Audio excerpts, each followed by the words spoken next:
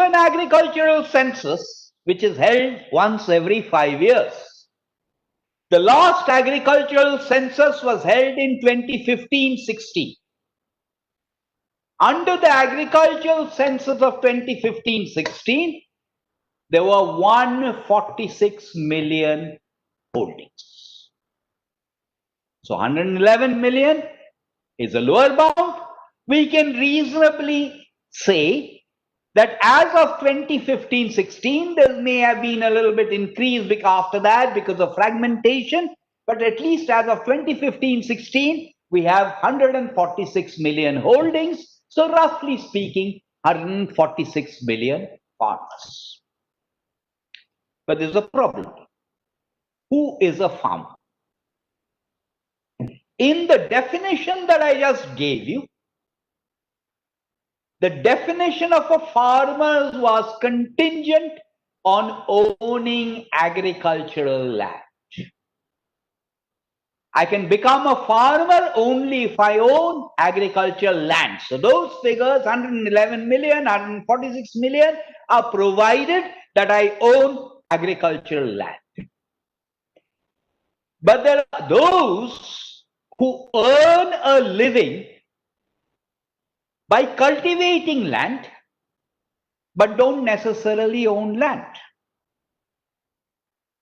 As a result of the Swaminathan Commission, there was a draft national policy for farmers in 2006, which never got implemented.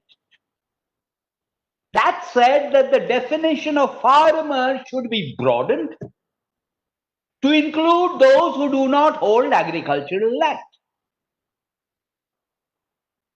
All right, the Swaminathan Commission recommended it, it wasn't implemented. But in the year 2001, after WTO, in the year 2001, we had a Protection of Plant Varieties and Farmers' Rights Act.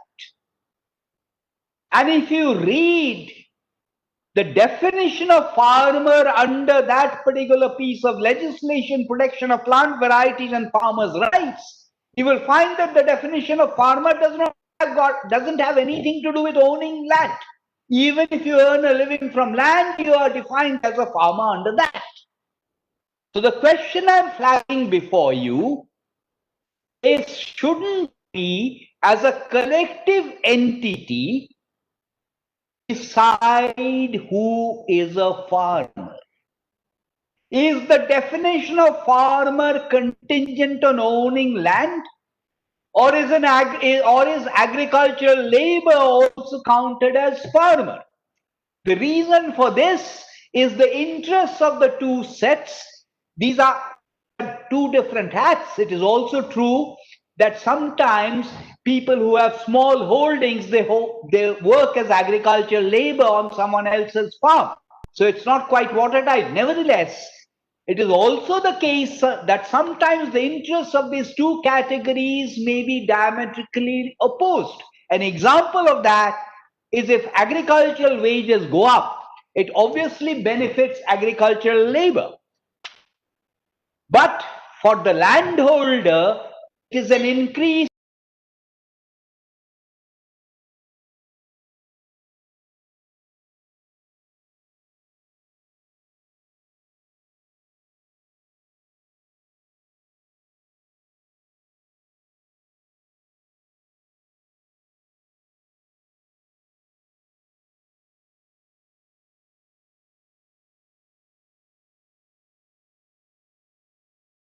in input cost, and it squeezes the ability of the landholder.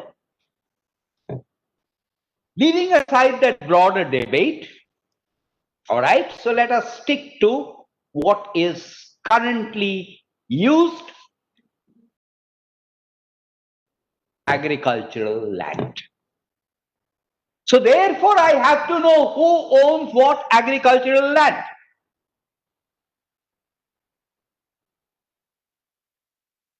There was a committee that was set up by the UPA. It was a committee that was called State Agrarian Relations and the Unfinished Task in Land Reforms. A committee set up by the UPA it submitted a report in the year 2009. And I'm quoting the report of that committee. Last extensive survey and settlement in several states, the survey that I need to update land records was done 2 or 3 decades before. So we have where the last cadastral survey, according to this report, done in the 1910s.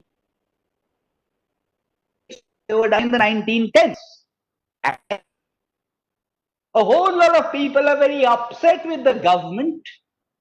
The government is acting against the interests of farmers.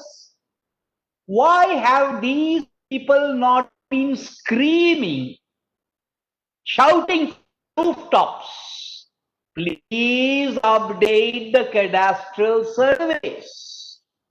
How can you have a situation in a country that's in the 21st century where the last cadastral survey goes back more than 100 years? So people, farmers, why have they not been demanding the cadastral surveys be done? Why have they not been demanding that the land record should be updated? Not know how many of you are aware. And Anirban, I'm looking at you for this. That in 2017, the government abolished land revenue. In 2017, the West Bengal government abolished land revenue. What does it mean? It means I will never be able to update my revenue records beyond the year 2070.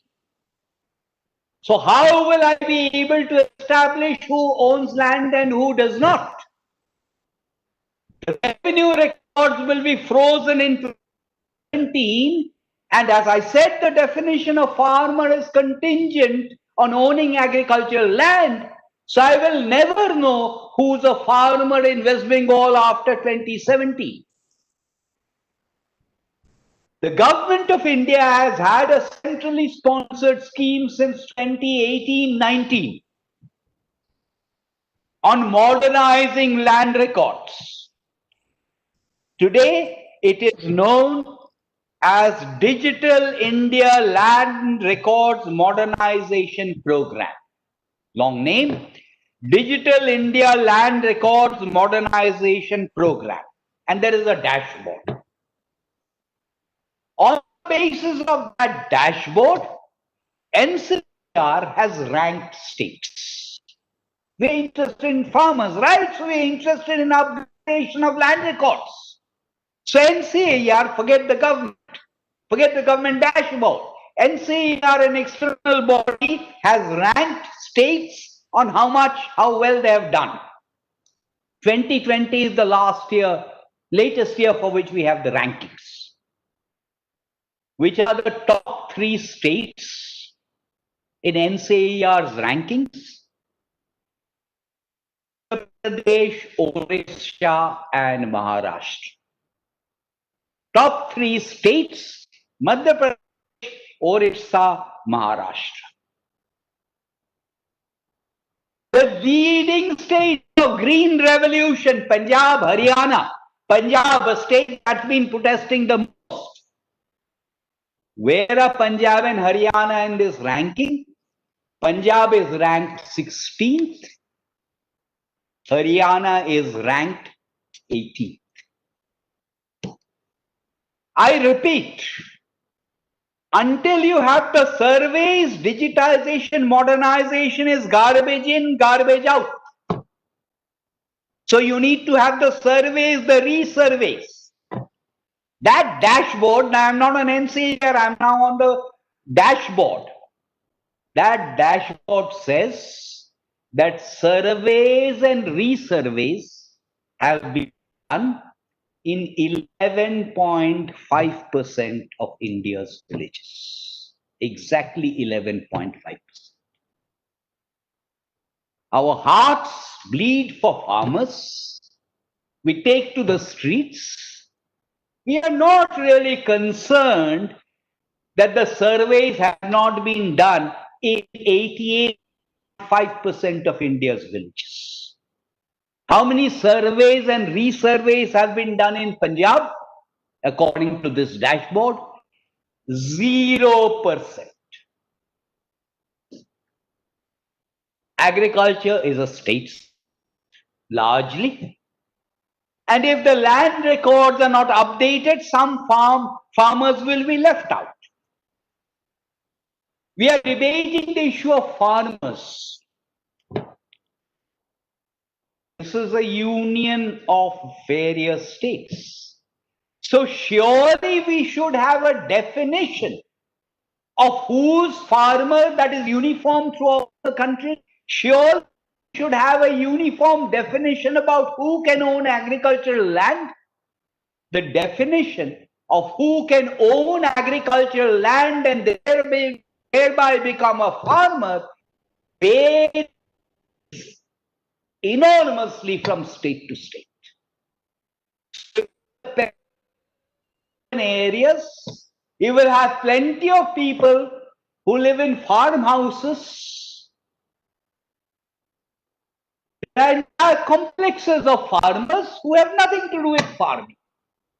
Surely, as a collective entity, we should decide, regardless of federalism, who is a farmer. In the midst of COVID, the government in April announced something known as the Swamitha scheme, which is a form of conferring property rights using modern technology like drones to people who have houses, so that those can be used for collateral in getting loans, other things. Launched in April 2020 on a pilot basis. Recently, I met someone who was trying to preach to me about Hernando de Soto and the mystery of capital. Also, the mystery of capital was a great book. Hernando de Soto's 89 book was an even better book, because the mystery of capital was built on the 89 book. And sure, we need property rights. So I asked him, are you aware of the Swamitha scheme? No. What is the Swamitha? So therefore, on land, surely we should raise our voices. Moving to the agricultural census, 146 agricultural holdings. If I'm interested in the voice of the farmer, whose voice am I interested in? Which farmers are the most important? In terms of operated area, out of these 146 million holdings, the largest agricultural areas are in Rajasthan, Maharashtra, UP and MP. This is important. Number of holdings, the largest, most number of holdings are in UP, Bihar, Maharashtra, MP. Are their voices important? 86% of holdings are small and marginal, less than 2 hectares. Aren't their voices important? Or should the country be held to ransom by the voices of the large farmers, those who own more than 10 hectares, who own exactly 0.6% of holdings? We should ask the farmer. Everyone listening in knows that in 1991, reforms. I used to have a friend. He was considerably, but nonetheless, I could call him a friend. Sharad Anantarao Joshi, Sharad Joshi, of Shetkarish Sangathan. And he used to constantly abuse me, saying, Bibek, don't give me this rubbish about reforms having been introduced. Reforms are about choice. competition efficiency. There has been choice, there's been competition only for industry and manufacturing and to some extent for services. Where is the choice for the farmer? Inputs are controlled, production is controlled, stocks are controlled, distribution are controlled, everything is controlled. So when is farmer free? This is a rhetorical question that Sharad Joshi used to ask. Governments act on behalf of farmers.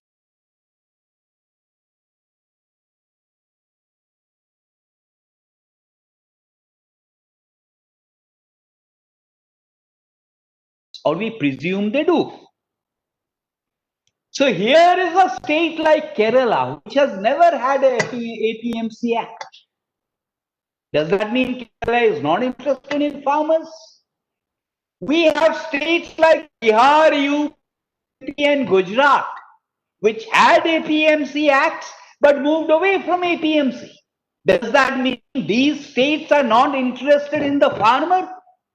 Obviously, the states think that the APMC Acts have not worked in the interests of the farmers, to further the interests of the farmers.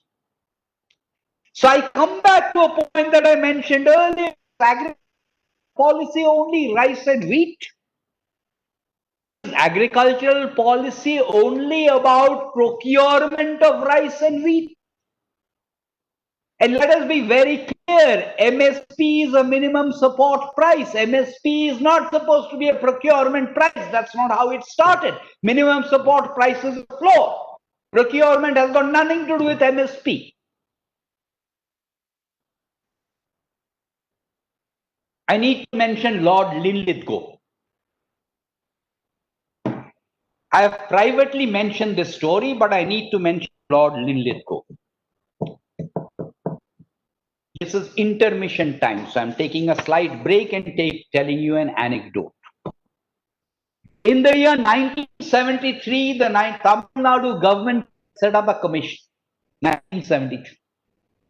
What was the commission supposed to do? The commission was supposed to identify surplus government jobs and recommend their abolition.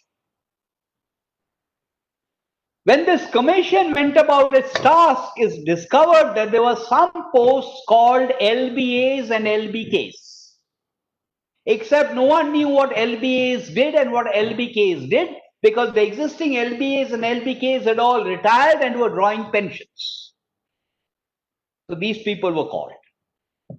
LBAs and LBKs who had retired and were drawing pensions, please tell us what did you do? And then the story came out. In the year 1926,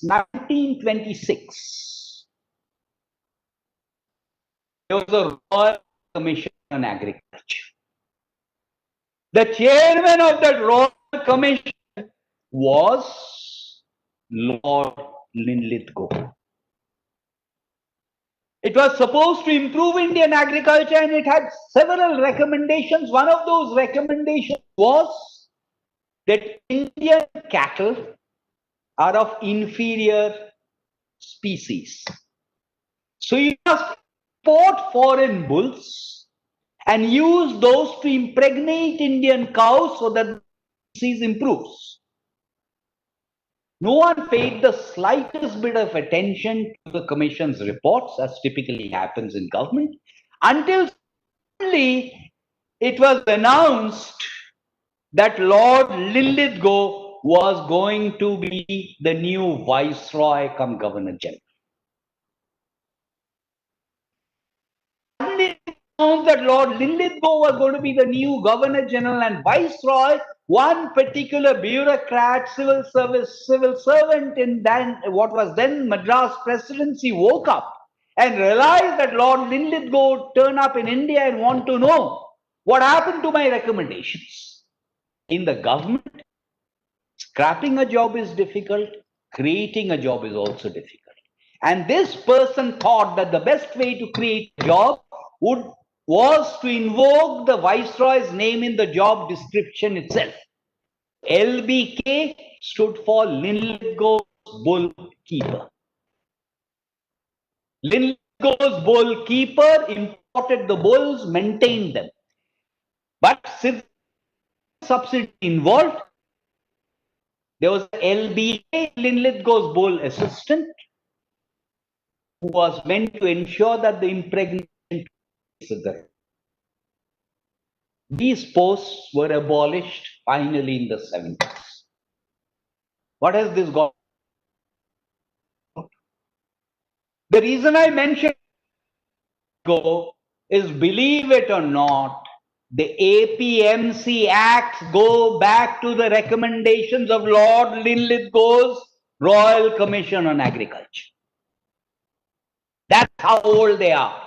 That's where the antecedents are. Yes, for Berar and cotton earlier, and economic historians have analyzed what happened for Berar and cotton and arrived at the unambiguous conclusion that whatever was done in Berar and cotton was primarily to ensure cheap cotton supplies to Lancashire and Manchester. It did not really benefit farmers. It was an indirect tax on farmers. And the money thereby gained was not really used to develop infrastructure. Of course, after Lord Linlithgow, there was a model APMC bill. Several states passed it. There have been several good studies on Indian agriculture. National Commission on Agriculture, 1976. National Commission of Farmers, Swaminathan Commission, I mentioned this, 2004. Most remarkable of all, at the turn of the millennium, Ministry of Agriculture, Government of India, not this government, Ministry of Agriculture under the then government, brought, hold your breath, a 27-volume study, 27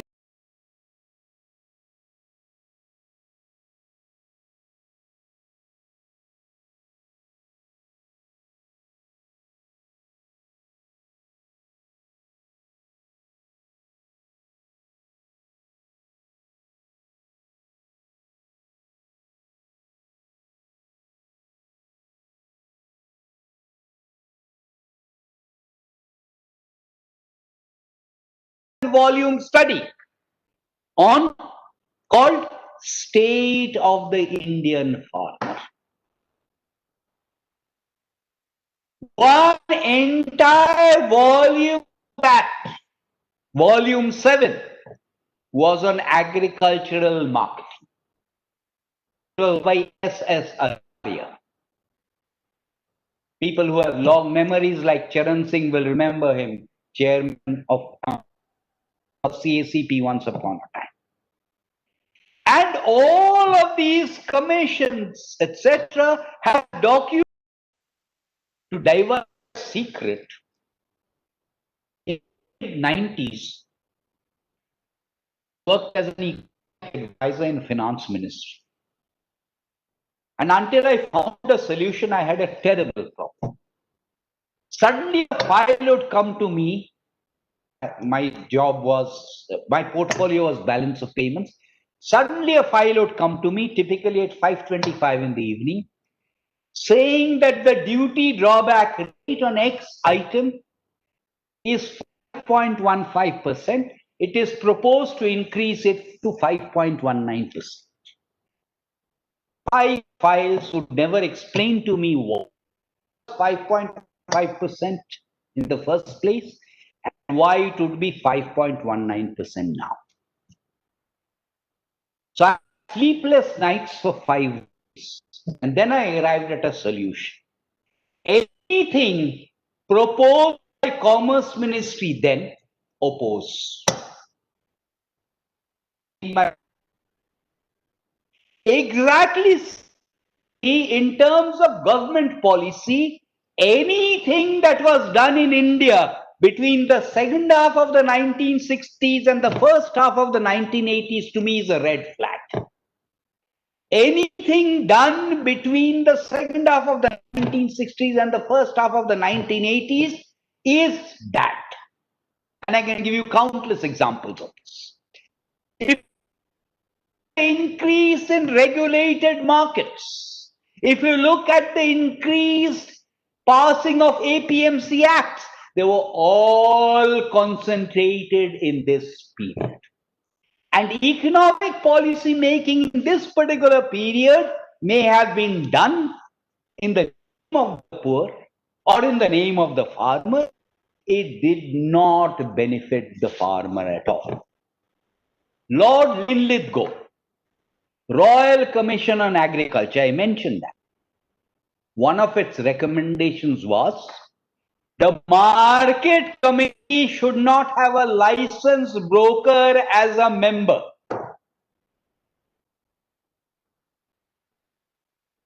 I live in Delhi. It was easy for me to check Azadpur Mandi.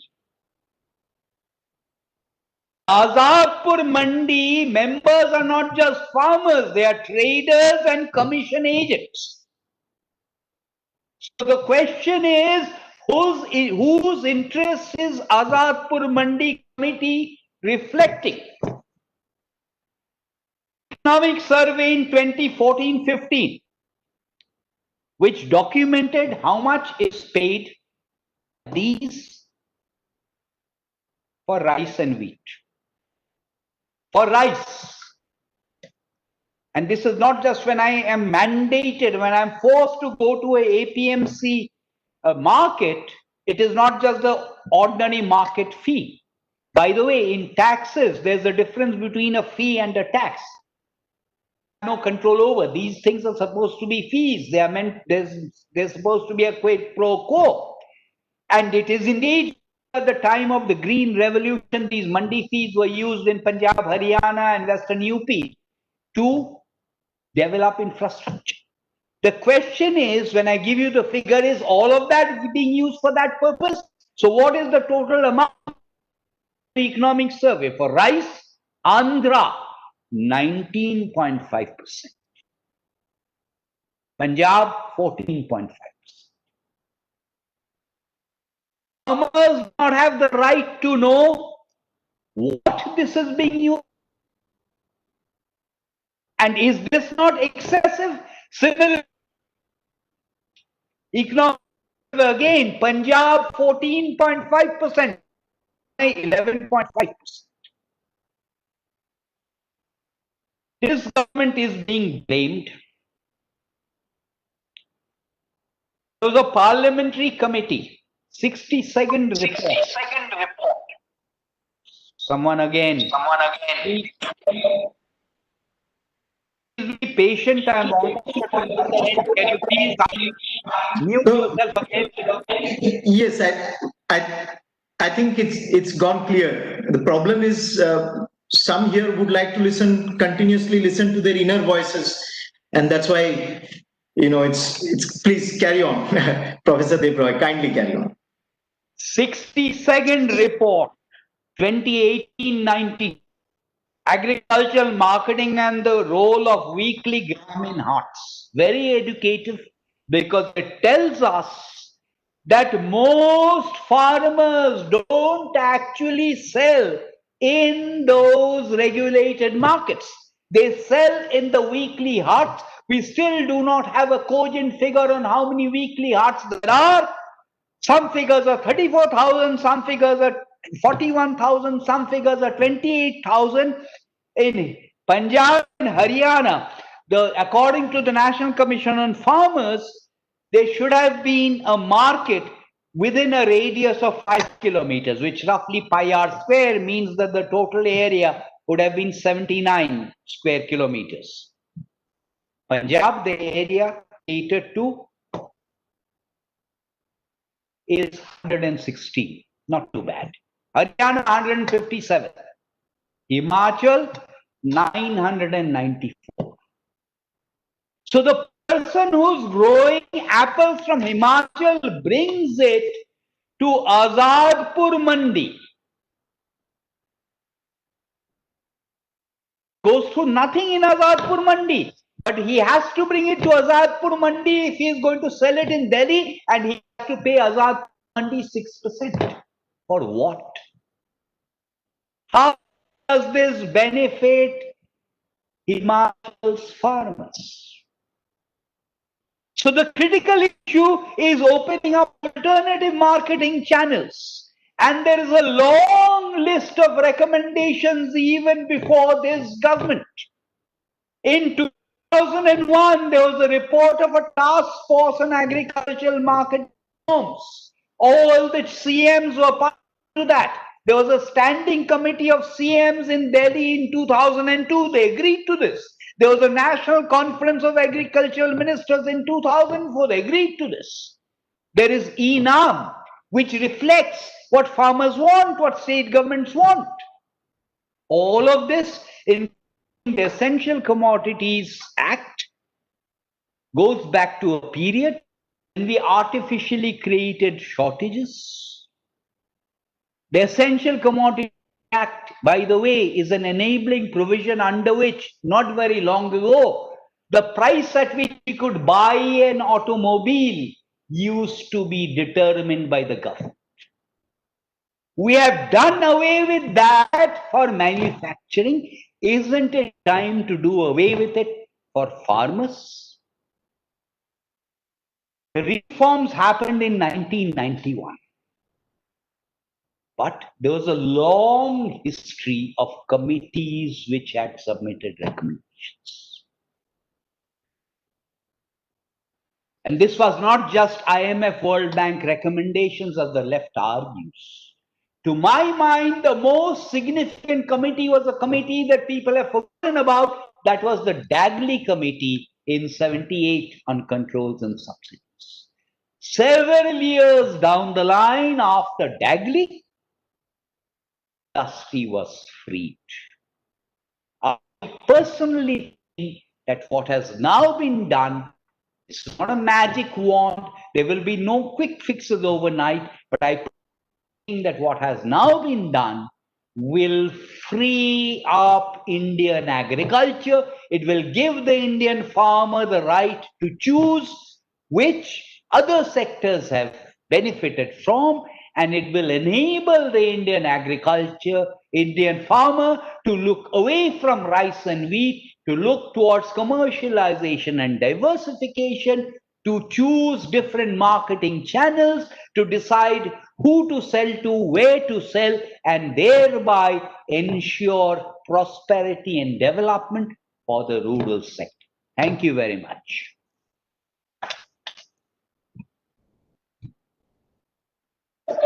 Thank you so much, Professor Debroy. I think, as always, it has been extremely fascinating because I remember in 2015 when you launched our first book, Redefining Governance, and you spoke there in detail. You had the audience absolutely wrapped in attention when you spoke in detail on the number of obsolete laws that have been repealed by the Modi government. And today I was remembering that particular evening, and today with your information-packed special address, I think we have extremely benefited.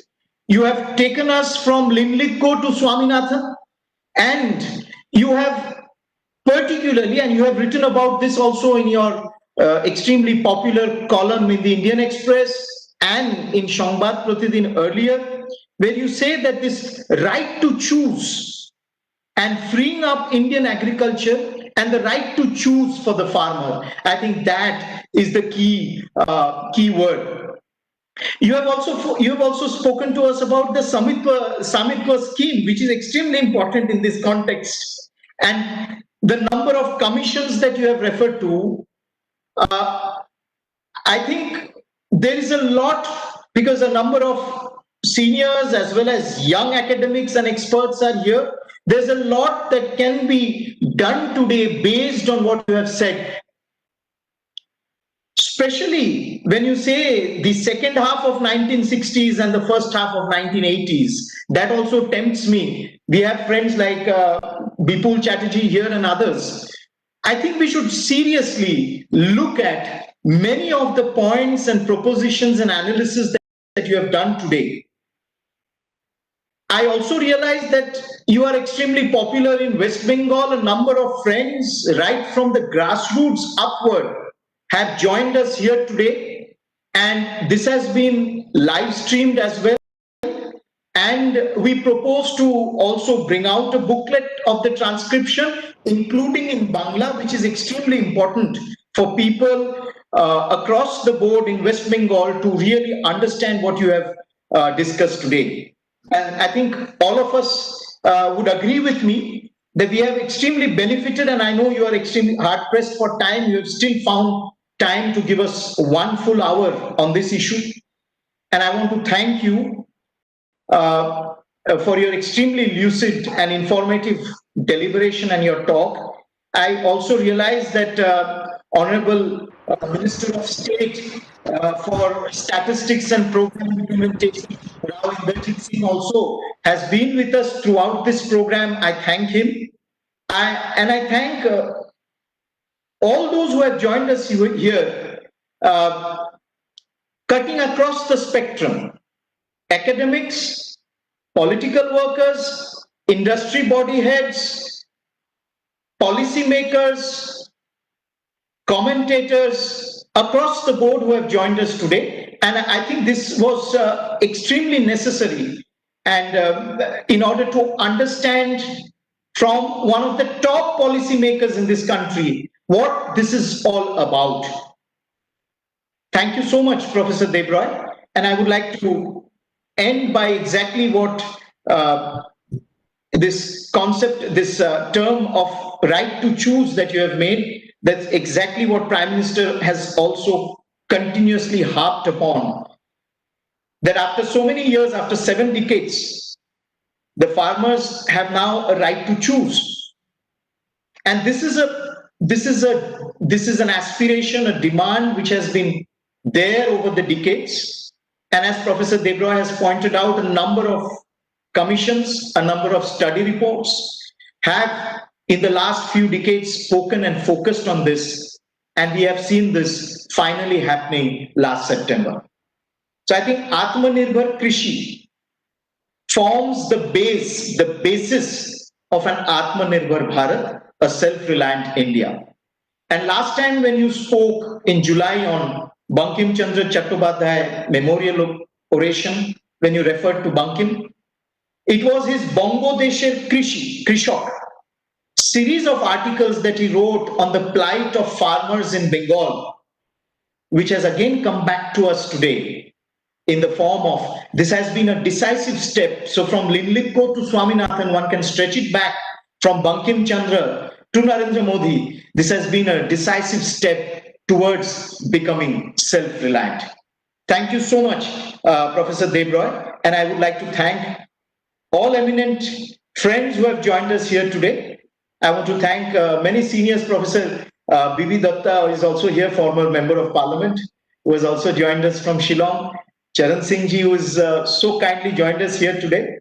We also have Shri Saji Narayan ji, who has been one of the longest serving national presidents of the Bharatiya Mazdoor Sangh, who is also with us today, and many other friends who have joined us. Thank you so much. Thank you.